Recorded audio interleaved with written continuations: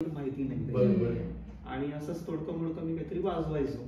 त्याच्यानंतर 8वी 9वी म्हटलं की जरा त्यावेळेला जुनं वातावरण कसं असतं प्रत्येकाच्या घरातलं, की आता जरा थोडंसं 9वी 10वी ते पूर्वीचं जुनं सगळं वातावरण घरात होतं. थोडंसं दाखवतं की एका क्षेत्रात असलं हे कधी कधी जास्ती तोटा पण असतो आणि फायदा पण असतो. तसं आमच्या दोघांमध्ये म्हणजे मी आता गप्पांमध्ये की आपल्यासमोर कॅमेरा म्हणून बोलतोय असं नाही. या विषयावर आमच्यात कधी तर कसे आहात मंडळी? तर गोलगप्पामध्ये आपलं स्वागत आहे. तर आज आहे आपल्यासोबत अविनाश मातापूरकर आणि रोहिणी मातापूरकर. तर त्यांची एक संगीत फॅमिली, जी त्यांनी संगीत फॅमिलीमध्ये ते विशारद पण आहे आणि त्यांचे ते अनुभव पण आपल्याला सांगणार आहेत की नेमके अनुभव कसे, ते कसे विशारद बनले. अशा सगळ्या प्रकारच्या गप्पा खूप छान झाल्या आणि त्या गप्पा काय हे तुम्ही बघणार आहात आमच्यासोबत. तर चला बघूया.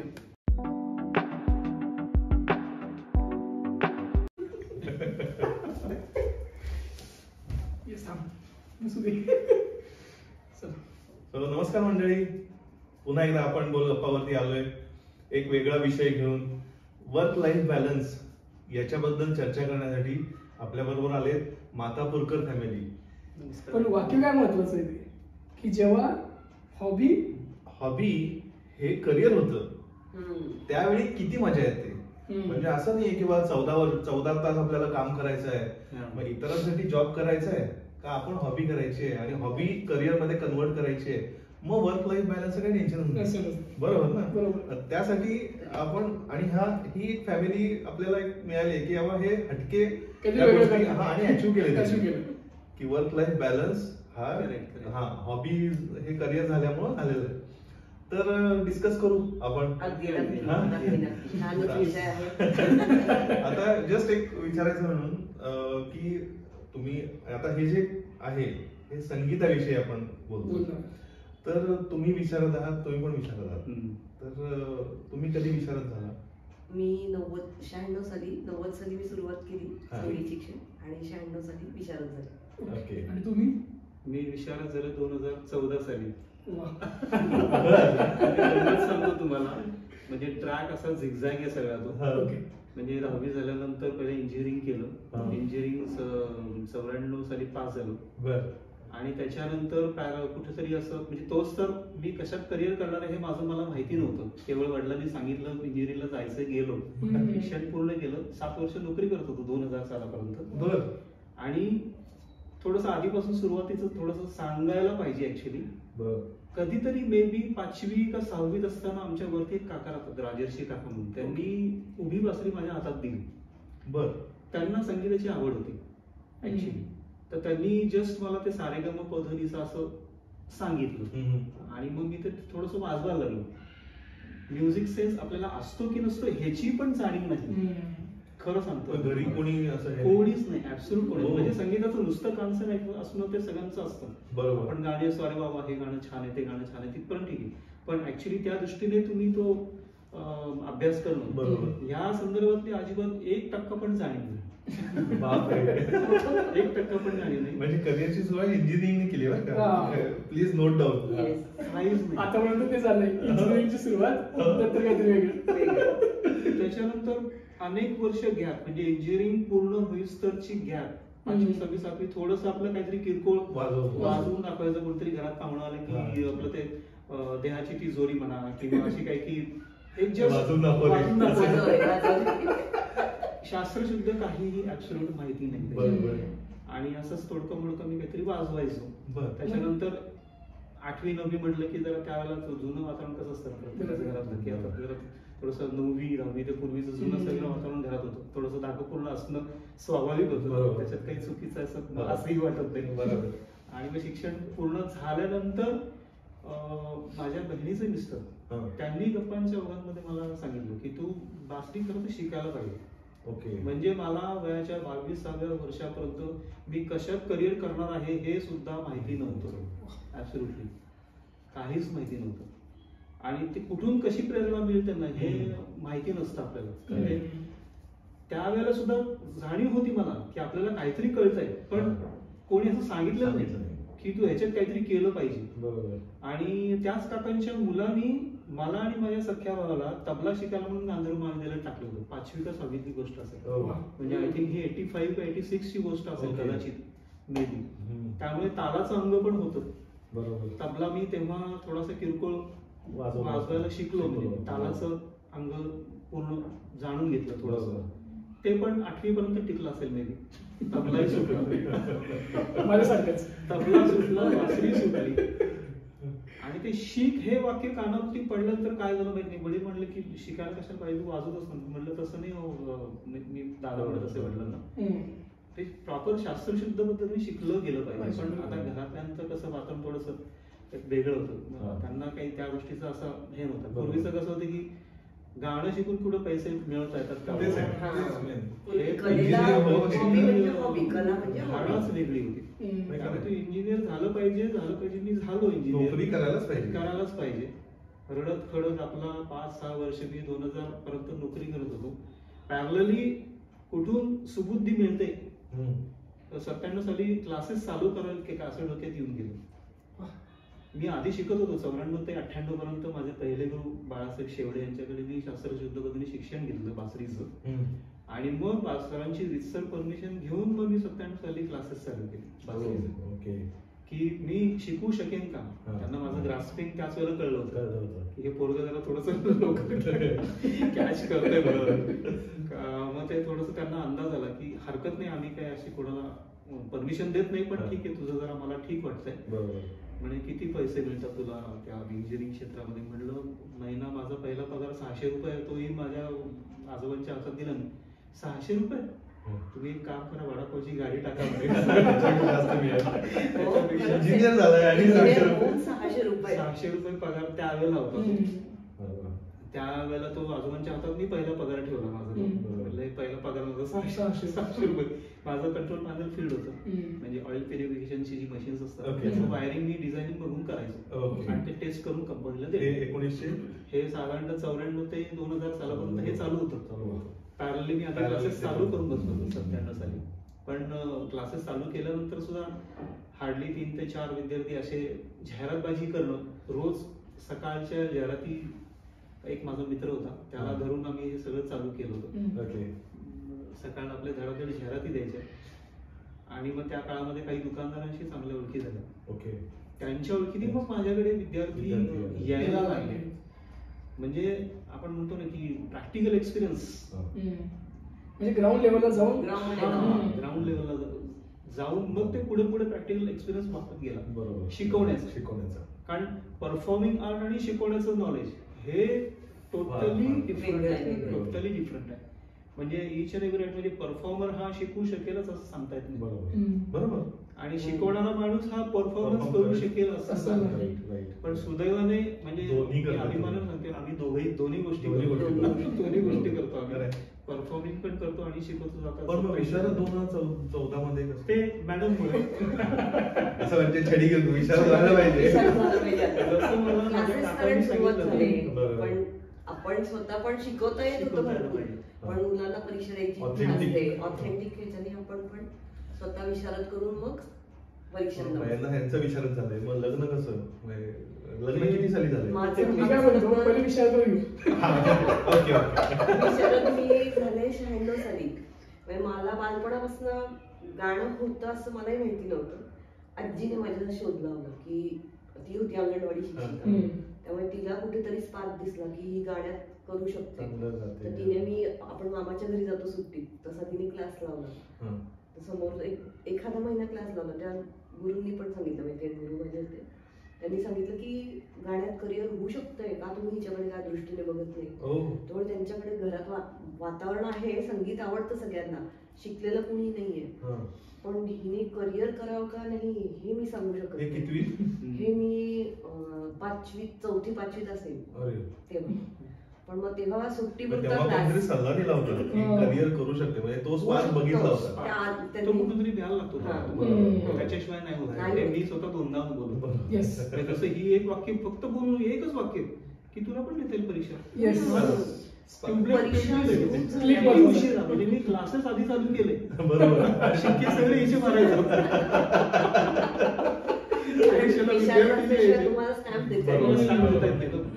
त्यामुळे हिच्या नावाने सगळे पहिले विद्यार्थी बसून असतात परीक्षेला. पण म्हणजे या बाबतीमध्ये यांचे मेंटर वेगळे व तुमचे मेंटर या. असं झालंय. 5वी-6वी झाल्यानंतर मग नंतर मात्र मग सुट्टी पुरता न राहता तो माझा इकडे रेग्युलर क्लास सुरू झाला. हळूहळू 92 सालापासून माझ्या परीक्षा सुरू झाल्या. 92 ते 96 मी सगळ्या परीक्षा विशारदपर्यंत पोहोचले. त्याआधीच माझ्या बाईंनी मला सांगितलं की माझ्या बाई आशाताई गंदे त्यांनी मला सांगितलं की तू माझ्याकडे क्लास घे, हरकत नाही. मी क्लासेस सुरू केले 97 सालाच्या आधीच. मी विशारद झाल्याच्या आधीच मी क्लासेस सुरू केले 1 वर्ष. पण बाईंच्याकडनं ग्रीन सिग्नल होता, कळतंय तुला, तू सुरू केले तरी पण हरकत नाही.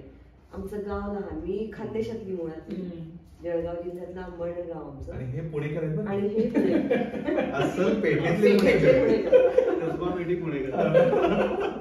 म्हणजे पुणेकर आणि खानदेश. अगदी तो एक ट्रॅक अजून आहे. म्हणजे मी खानदेशात इकडे कशी आले गाण्यामुळेच, संगीत क्षेत्रामुळेच मी गाण्यातनंच इकडे आली आहे. बर.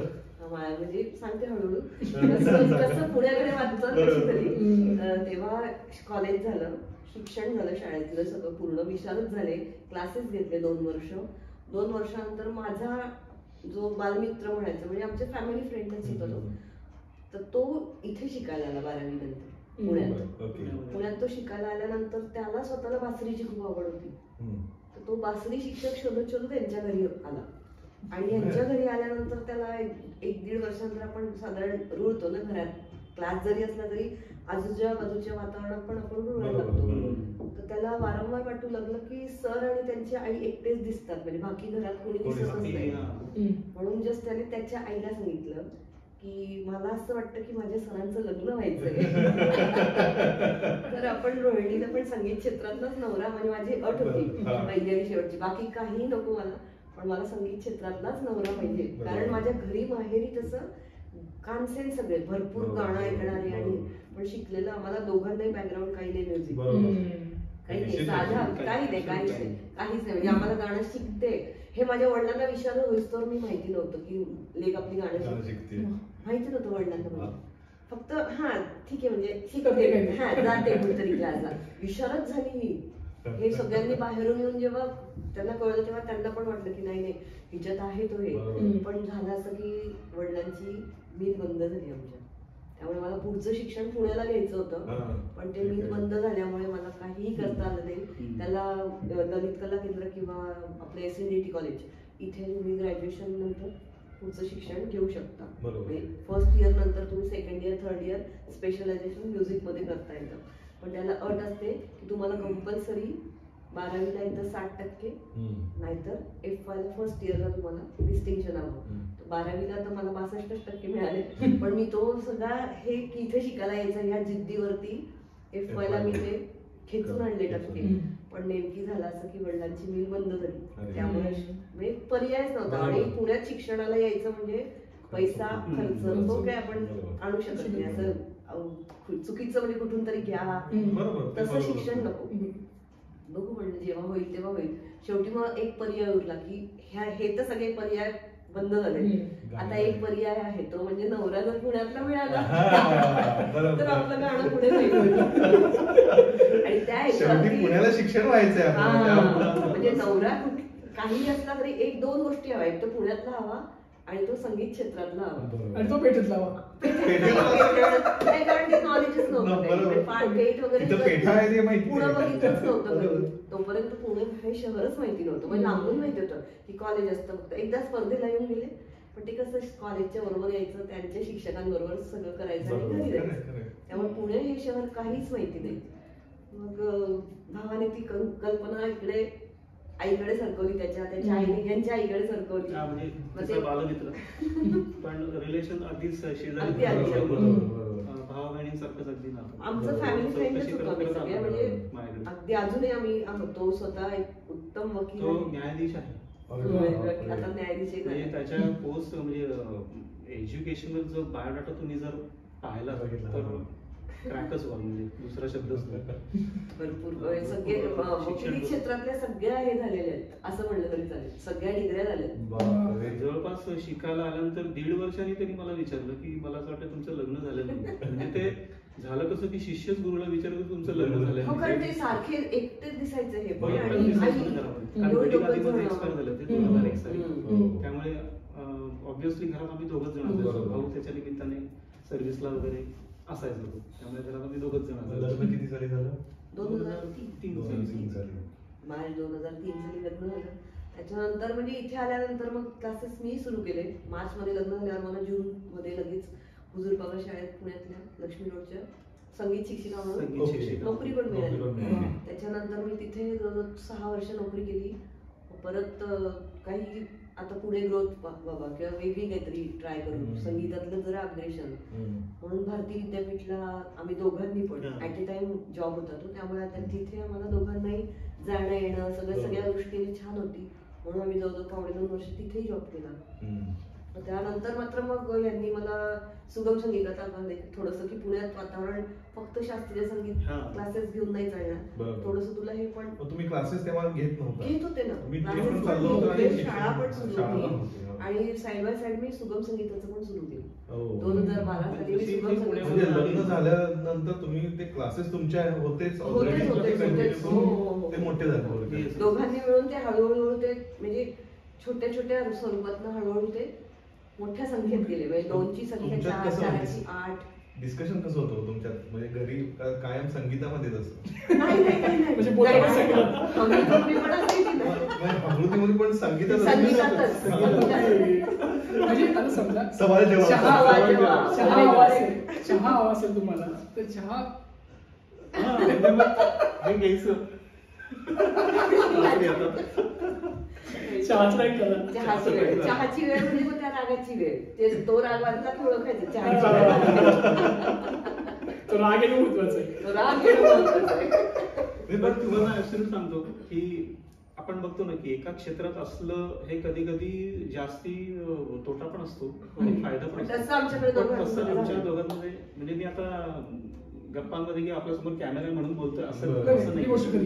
या विषयावर आमच्यात कधी एका क्षेत्रात इगो पण असतात, इगो असतात. म्हणजे कला क्षेत्र आणि प्रत्येकाला त्या कलेबद्दल रिस्पेक्ट आहे, त्यामुळे आम्ही दोघांनी ऍक्च्युअली माहिती का, आम्ही आधी कला बघितली. बरोबर. आम्ही करिअर म्हणून खूप खरं तर म्हणजे ते नवरा बायको झाल्यानंतर आम्ही ते एकत्र आल्यानंतर आधी आम्ही संगीतामुळे एकत्र आलोय ना, आधी ते बरोबर. क्लासेस चालत होते, सुरू होते, वाढवायचे होते, हे सगळं होतं. पण आमच्यातला जो संगीतातला एकपणा होता ना, तो अजूनही तसा.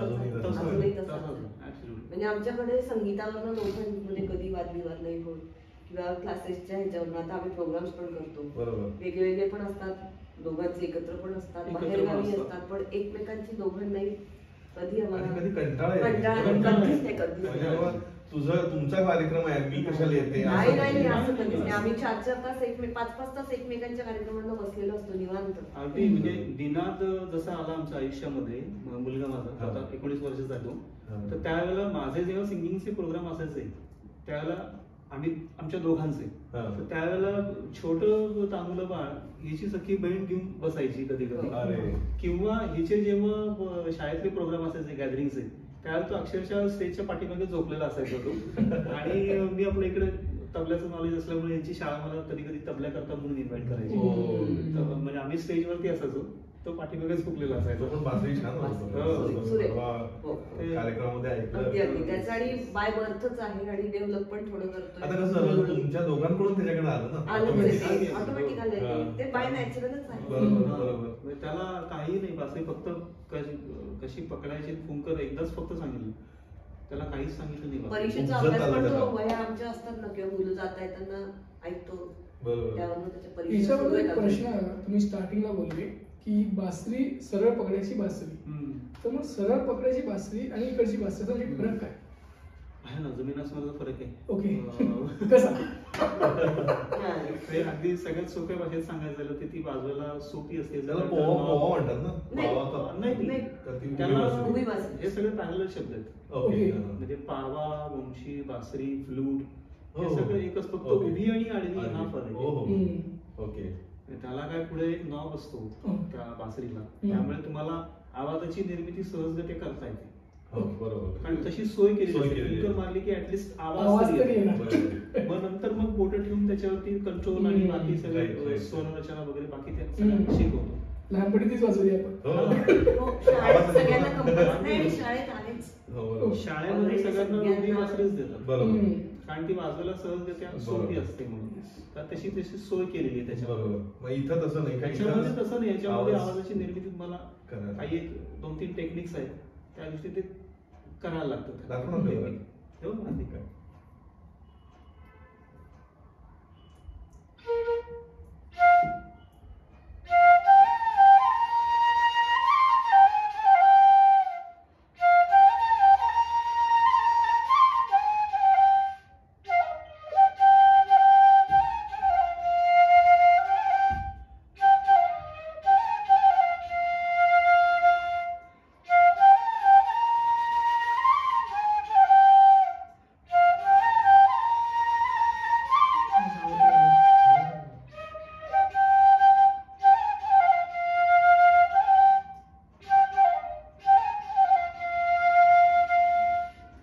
मुसाफिर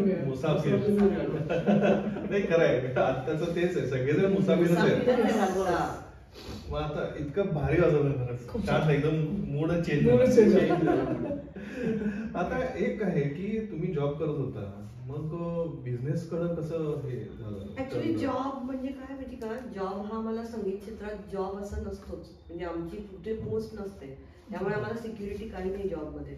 कुठल्याही शाळेत किंवा कुठल्याही कॉलेजला तुम्हाला संगीत शिक्षक या पदाला परमनंट जॉब नाही, त्यामुळे आम्हाला काहीतरी शिक्षकाची पद नाही, प्लॅन बी आम्हाला तयारच ठेवायला लागतो. त्यामुळे आमचा प्रोग्राम आणि क्लासेस हा प्लॅन ए होता आणि शाळा प्लस असा ठेवला. सेकंडरी शाळा, जॉब सेकंडरी होता. ऍक्च्युली आमचा खरा जॉब आणि हॉबी हीच आहे, क्लासेस घेणे आणि प्रोग्राम्स करणे. आता संगीत शिक्षक झाला तुम्ही, पण आता तुम्ही सुरुवात बासरीने केली, बरोबर? मग त्याच्यामध्ये राग वगैरे सगळे सगळीकडे आता कॉमन असतात, त्याच्यामुळे फायदा होतो का? म्हणजे एक कुठलं तरी, आता तुम्ही संगीत शिकला म्हणजे गाणं शिकलं आणि तुम्ही बासरी शिकली, पण ते राग किंवा त्यामुळे किती असे इन्स्ट्रुमेंट तुम्हाला? गाण्यामुळे तुम्हाला वाद्य वाजवता येणं जास्ती सोपं होतं, हा माझा अनुभव आहे. म्हणजे असं म्हणता बरेच लोक की पेटी येत असेल तर मग नाही, ज्यांना गाण्यातलं सूर आणि ताल कळतो त्यांना वाद्य वाजवणं जास्ती. मला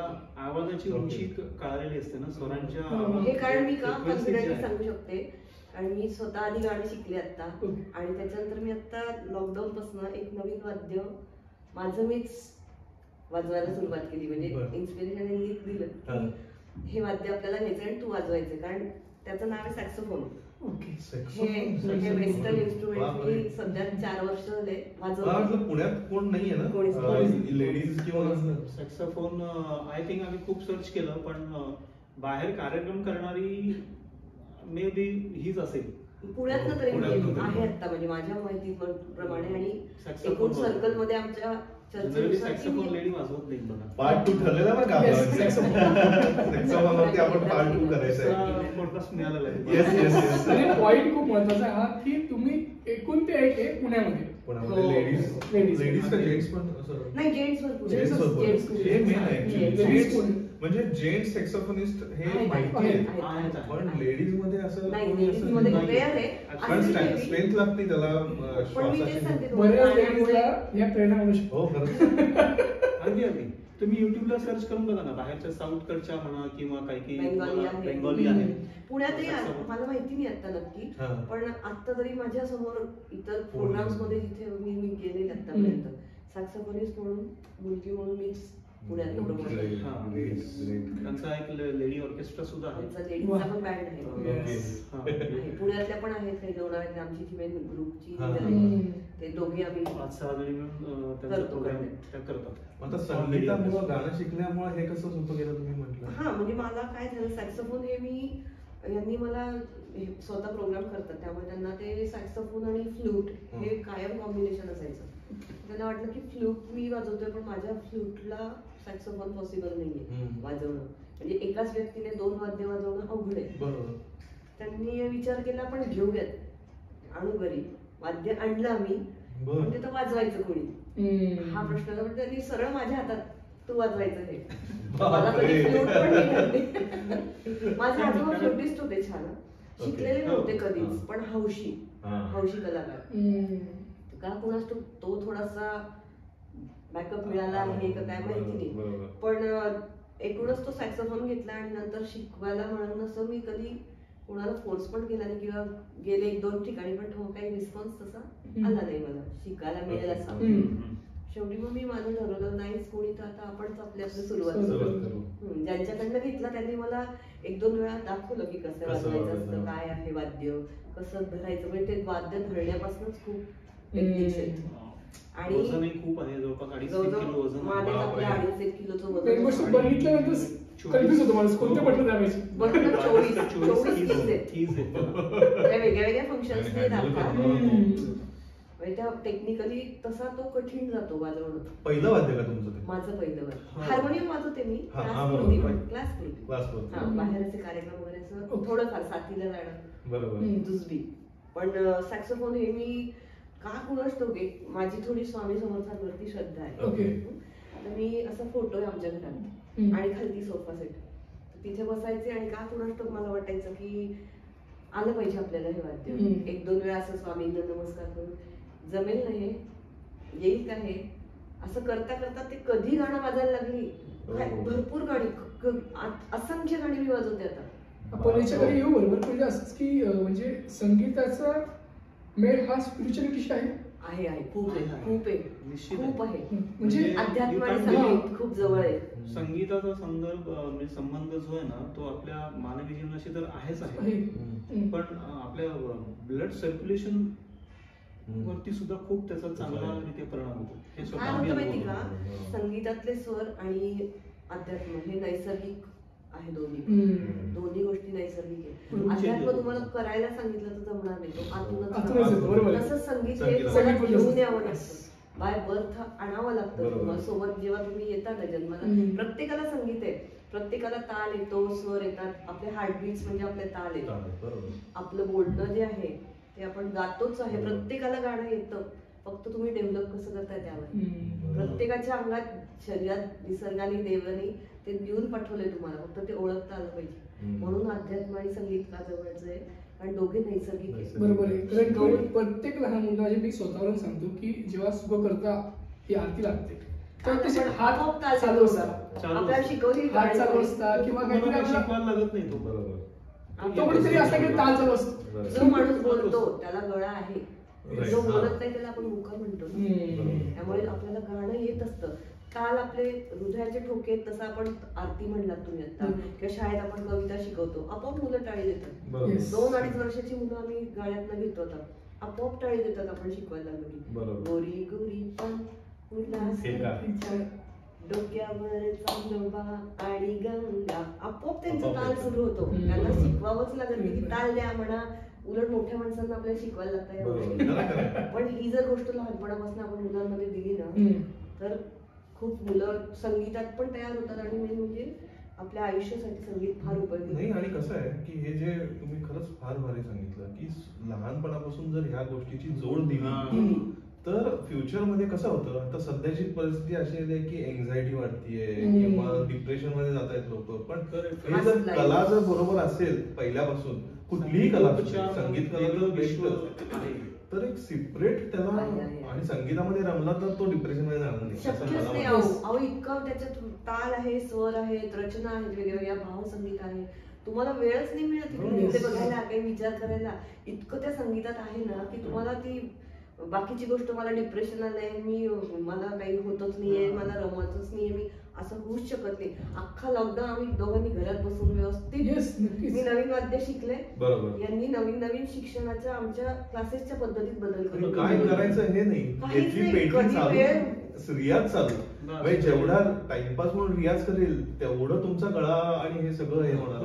लोकांना कंटाळा आले की लॉकडाऊनचे, आम्हाला उलट झालं. आमचे क्लास पण व्यवस्थित ऑनलाईन, आम्हाला तिथपर्यंत काही माहिती म्हणजे ही पण नव्हतं. एक फायदा करत हो, आम्हाला काही तोपर्यंत ऑनलाईन हा गंधच नव्हता. बरोबर. आणि त्या क्षेत्राशी काही हेच नाही ना. बरोबर. म्हणजे संगीतामध्ये ऑनलाईन क्लासेस नाहीच, शक्यच नाहीच, नाहीये. नाहीच. समोर समोर कसं कायम करणार? गुरु आणि शिष्य समोर समोर बसून समोर शिकण्याची कला आहे. 2-3 महिने क्लास ही बंद अशी होते, पण नंतर ऑनलाईन परत हिने एक शब्द उच्चारला ऑनलाईन, म्हटलं चला ऑनलाईन ट्राय करून करून बघू. बघू. म्हणजे संगीत तुम्हाला ना नवनिर्मिती करण्याला भाग पाडतो बरोबर.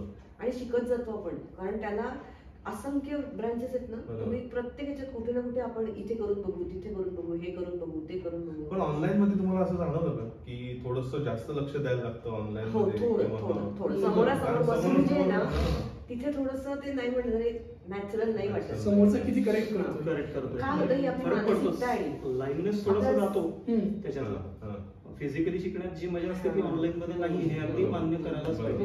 अरे ते वाजव. पण त्यांनी काय झालं सांगू का मला, जे कोणी असं तुम्हाला वाटतं ज्यांच्याकडे आपण शिकायला मिळालं असतं आपल्याला लहान असताना, Reach वाढला.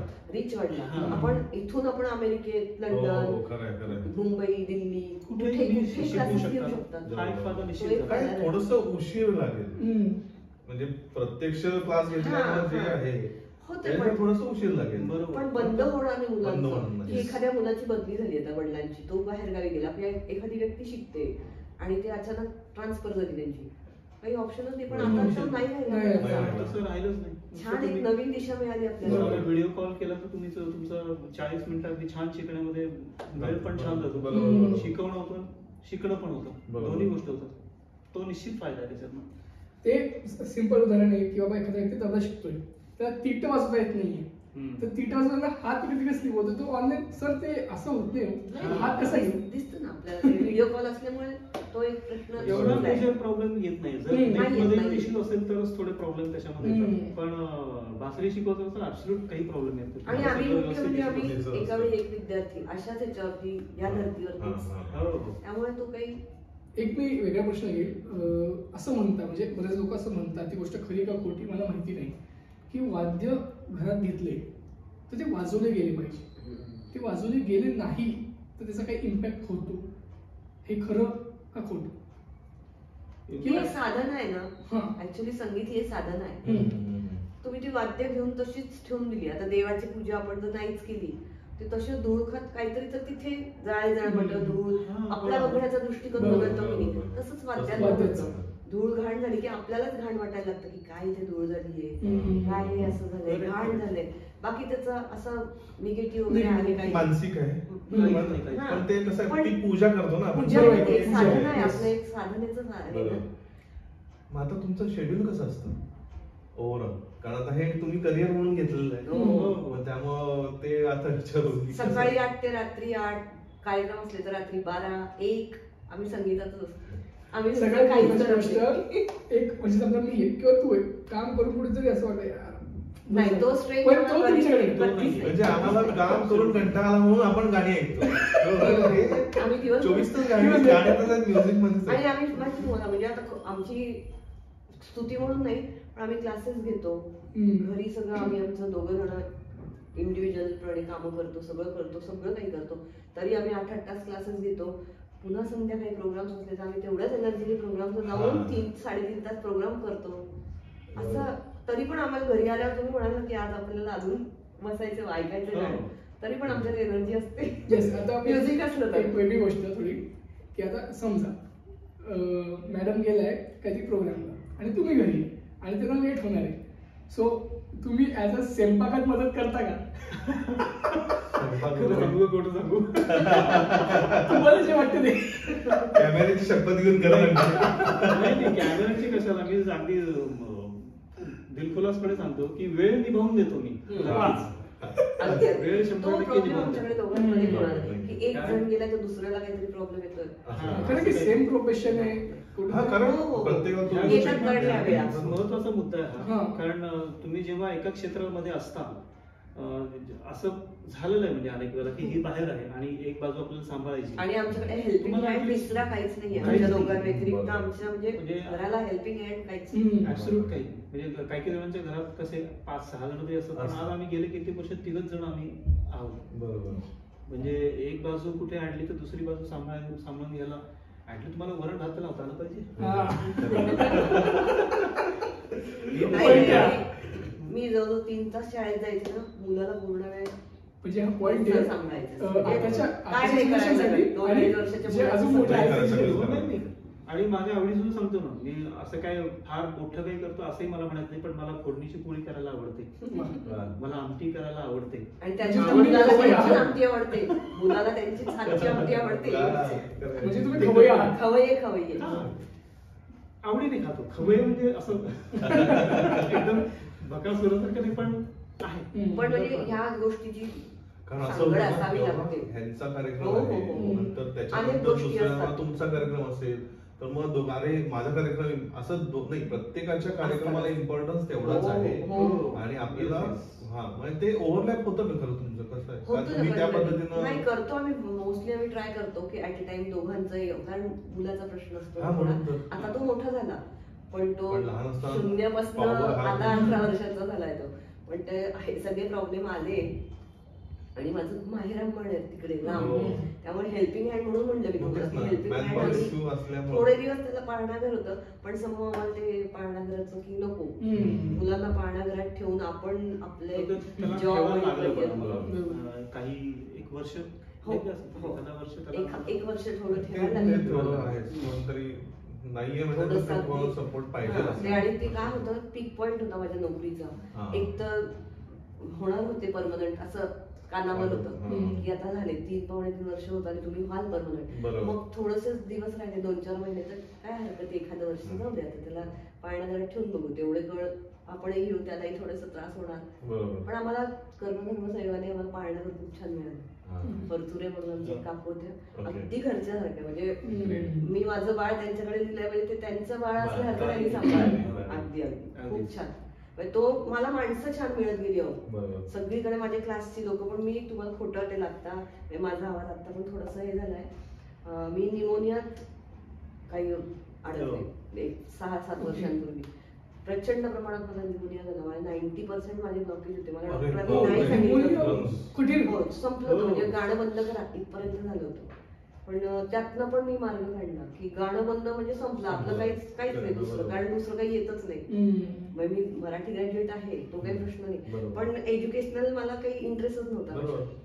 गाणं बंद म्हणजे संपलं, कारण हॉबी तीच आणि जॉब पण तोच, पॅशन पण तीच, सगळं तेच होतं. म्हणजे हे बंद होऊन तर काही चालणार नाही आपल्याला, मग आयुष्यच संपलं. परत तिथून मी कमबॅक. म्हणजे मला क्लासेस बंद, म्हणजे माझे, मी काय म्हणलं तुम्हाला, माणसं चांगली मिळाली, माझे स्टुडंट होते, सगळ्यांनी मला इतकं कॉपरेट केलं. मला डॉक्टरांनी सांगितलं तुम्ही क्लासेस घ्यायचेच नाहीत आता, मला जमणारच नाही क्लास घ्यायला. पण घ्यायला सांगितली होती, पण ही ठाम होती की लस घेणार नाही. आता तुम्ही 1 महिना ट्रीटमेंट दिलेली, मला बरं वाटतंय, पण मी लस घेणार नाही, अजूनही लस घेतलेली नाही. लस तर घेतली नाही, पण निमोनियाची. पण विद्यार्थी सगळे कोऑपरेट केलं. 2 महिने मी काही नाही, मी फक्त बसायचे, मुलं त्यांच्या घेऊन गाणं गात होती. कुठल्याही पालकांनी, कुठल्याही विद्यार्थ्यांनी, कुठल्याही स्वतः येणाऱ्या मोठ्या व्यक्तींनी पण असं नाही म्हणलं की काय तुम्ही क्लासेस घेत नाहीये आणि नुसतीच आम्ही येऊन बसून गातोय. म्हणून म्हणलं की लोक जेव्हा आपल्याला घरातल्या कोणी हेल्पिंग हँडची हे नसते, तेव्हा देव काहीतरी करतो, नक्की करतो. काहीतरी एक पॉवर असते म्हणतो युनिव्हर्सल मध्ये, युनिव्हर्सल पॉवर युनिव्हर्स वरून एक आठवलं की बघा, आपण बरेच वेळा लहान मुलाची एक गोष्ट होतं कृष्णाची किंवा काय, तर कृष्ण एका नेचरमध्ये बसलेला असतो, त्या नेचरमध्ये बासरी वाजवतो आणि गाई गुरं जमा होतात. सो तुम्ही कधी असं ट्राय केलंय का किंवा नेचरमध्ये जाऊन वाजवली आणि काहीतरी एक प्राणी असे शांतता. म्हणजे इंटरेस्टिंग मुद्दा आहे.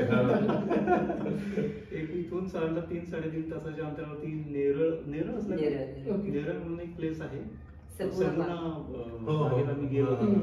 पुष्कळ 55 का 60 एकरची त्यांची जागा आहे. तर तिथे गीज नावाचे पक्षी आहेत, बदकासारखा असं थोडासा मोठ्या आकाराने पक्षी असेल तो. आणि मला सवय, म्हणजे कुठे असं गेले की एक छोटीशी बासरी ठेवायची.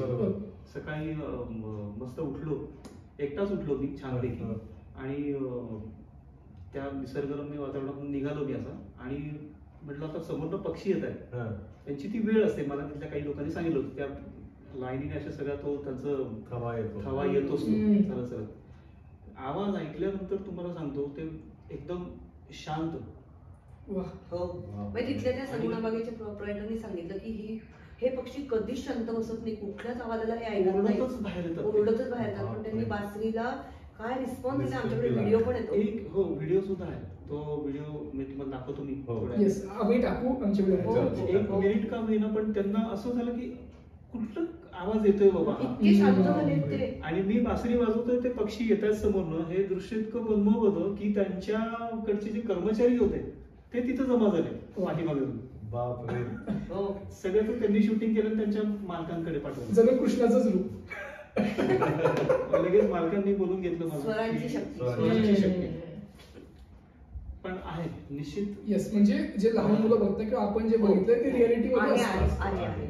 Yes. बऱ्याच जणांनी गायींवरती वगैरे पण प्रयोग करून बघितले. केलेले आहे. गायींच्या इथे उभं राहून जर वाजवलं तर तिला पान्हा फुटतो. काही गायींचं दुधाचं हे आणि दैवीच आहे. वाटतं. हो रमतात. अहो किती किती तासन तास रमतात प्राणी पक्षी पण. माझा तुम्ही विशारद जे केलेलं आहे तुमच्या ह्याच्यामध्ये, तर लहान वय कुणाचं किती कमी वयात विशारद झालंय पावणे तुमच्या? 2 वर्षाच्या मुलीपासून सुरुवात करून आता माझ्याकडे जवळजवळ 76 वर्षाचे एक आजी विशारद झाले, अलंकार करतात. बापरे. हो. हा रेशो आहे. म्हणजे क्लास सुरू केला तेव्हा जस्ट लहान मुलांना शिकवून बघू. लहान मुलांना शिकवणं अजिबात सोपं नाही. बरोबर. त्यांना एका जागी बसवणं हाच मोठा टास्क असतो. आणि मला ती आवडच होती सुरुवातीपासून. लहान मुलांची मुळात आवड होती, मग त्यांना संगीत शिकवणं ही दुसरी आवड. तर जवळजवळ पावणे 2 वर्षाची एक छोटीची मुरडी तिच्यापासून मी सुरुवात केली. तिथून सुरुवात झाली ती आता 78 वर्षांच्या आजी रनिंग असतात त्या. स्वतः विशारद झाल्या सुगम संगीतात. आता अलंकारचं सेकंड पार्ट करतायत ऑगस्ट मध्ये. इथपर्यंत आहेत. आणि शिकतात ना लोक. म्हणजे आवड असते, फक्त शिकवणारा आणि शिकणारा दोघांमध्ये आवड सारखी पाहिजे. बरोबर. खरंच मस्त झालं मस्त गप्पा झाल्या actually. गप्पा. म्हणजे थांबायलाच नको असं वाटतं. गप्पाच मारत बसावं असं वाटतं. एक एक गोष्ट सुचते ते आता. सुचते आवड बोलता बोलता. तो इथे आपण थांबूया थांबू. आपण मंडळी. आणि सेकंड पार्ट नक्की येणार. हो सेकंड पार्टचं आता ऑलरेडी डिस्कशन झालेलं आहे. मला एक विषय छान मिळालेला मिळालेलंच आहे. नक्की नक्कीच आवडेल आम्हालाही करायला आवडेल. धन्यवाद मंडळी.